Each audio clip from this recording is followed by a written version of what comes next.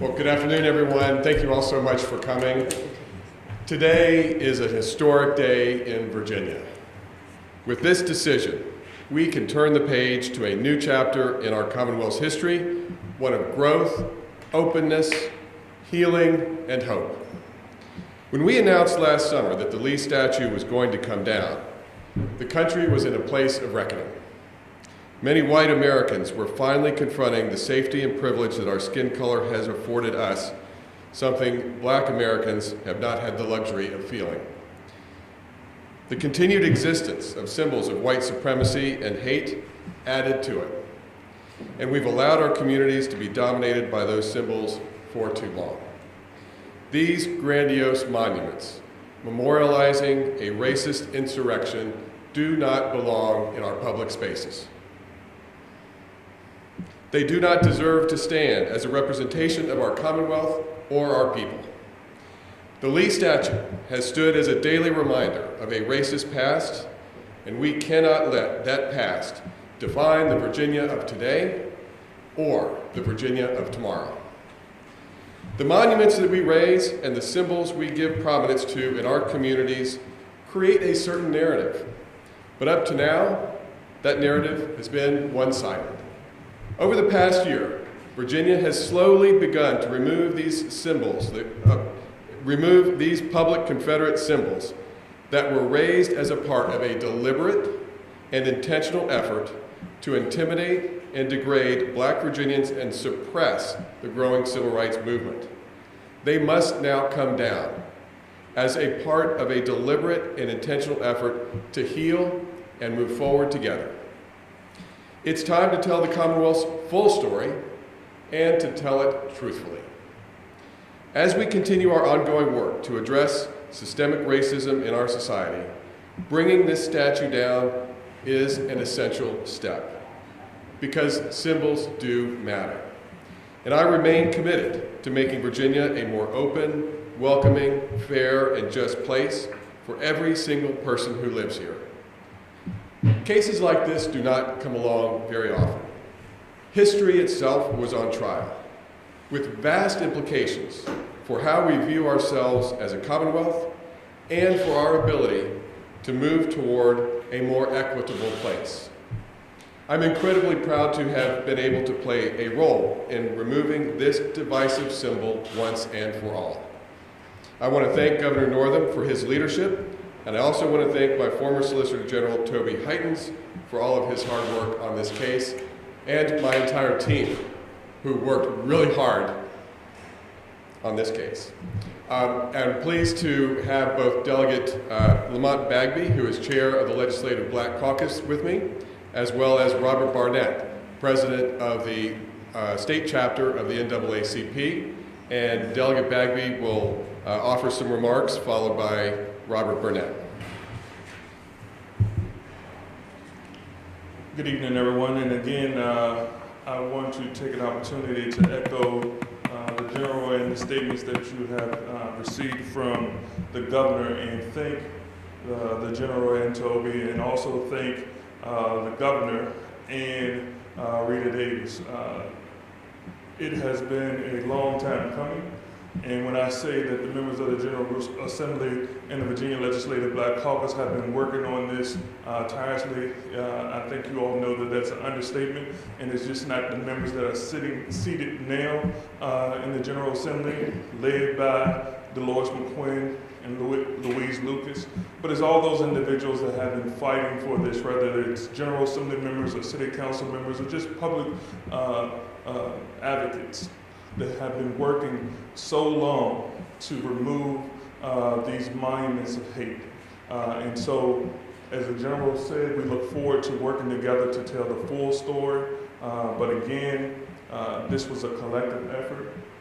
But the General and his team got the ball across the finish line, and I want to also commend the Supreme Court for making a unanimous decision to move in the fashion that I believe was set.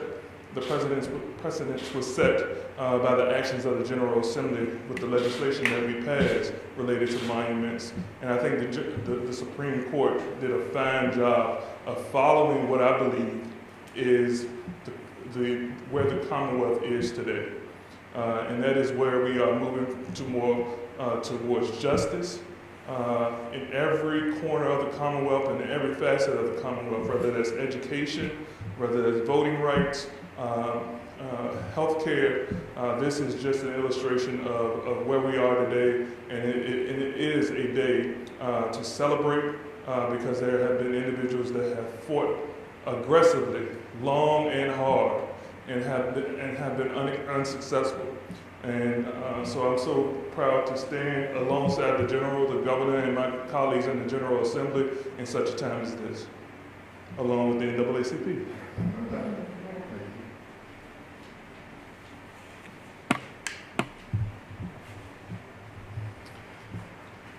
Good afternoon. The Virginia State Conference, NAACP, celebrates this unanimous decision by the Supreme Court of Virginia that clears the way for removal of the Confederate statue of General Robert E. Lee.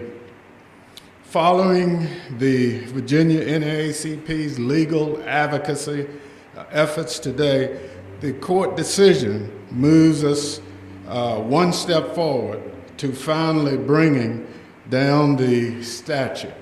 And so we were delighted when Attorney General Herring asked the state conference to weigh in on the matter. And our advocacy efforts proved to be very, very important in bringing this decision forth. And so we are glad that this was a unanimous decision, and we look forward to telling the full story of Virginia's history. Thank you. Thank you, Robert, and thank your legal team for its amicus support in the case. And if you all have any questions, we're happy to take them. Yes? Attorney General, thanks for doing this today. Are there any concerns this will be appealed any higher? Can you kind of walk us through that process and the state making moves hopefully next week to remove the statute?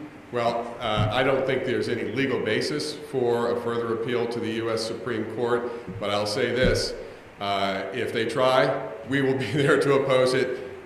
This statute is coming down, and I really hope that the parties in the case and the lawyers who are representing them see the strength and the power of the decision and the will of the people that it come down and not delay it further.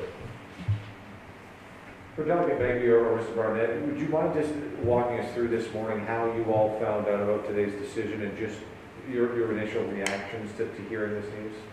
Well, you probably can't tell, but this is an old tie that I had in my truck. I don't have on any socks. I don't have any prepared remarks. I had started my holiday weekend when Brittany called and told me that the general was doing this.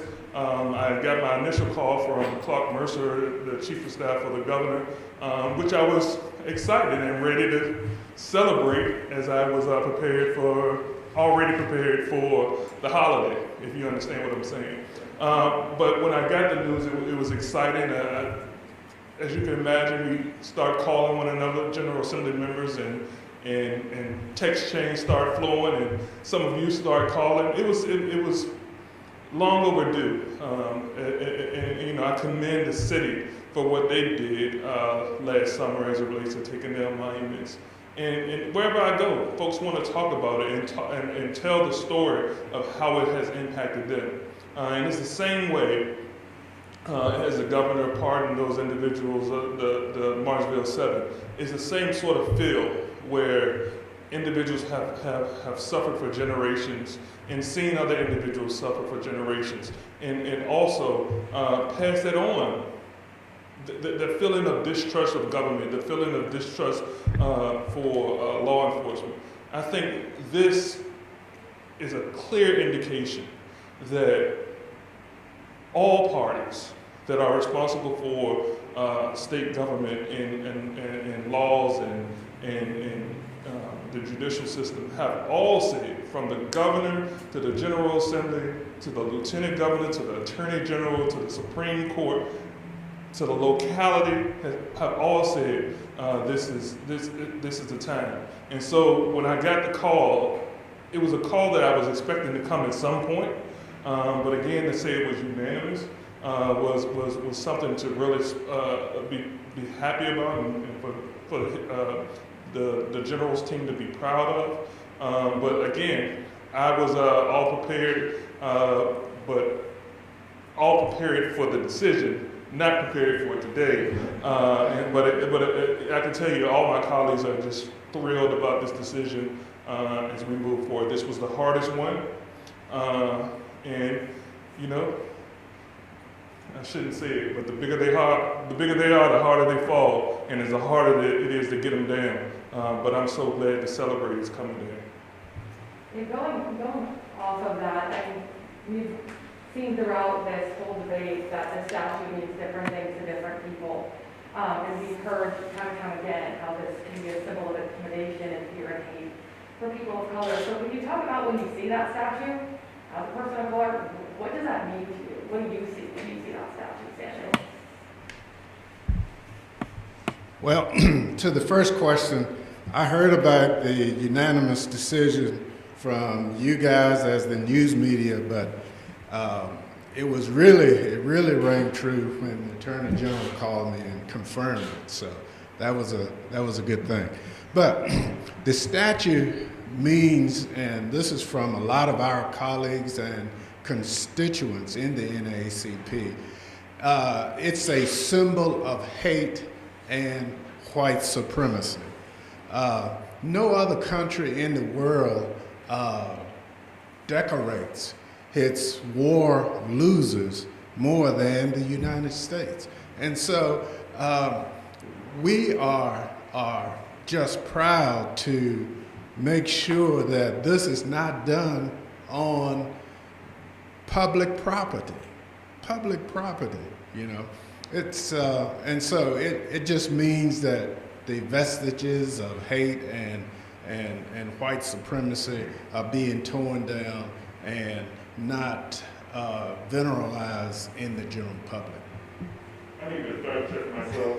I need to fact check myself really quickly because I said Clark Mercer was the first one to tell me. He was the first one to text me, but I didn't know what his text meant because he said it's a great day in the Commonwealth. And I didn't text back because sometimes you want to be the guy that knows it all. So I didn't want to tell him I didn't know what he was talking about. Then the general called, and then I said, oh, that's what Mercer was talking about. So the general was the first one to call me. Any other questions? All right, well, if not, thank you all so much for coming. If you do have follow-up questions, just reach out to us. And thank you all so much for coming for this really historic day in Virginia and our Commonwealth. Thank you all.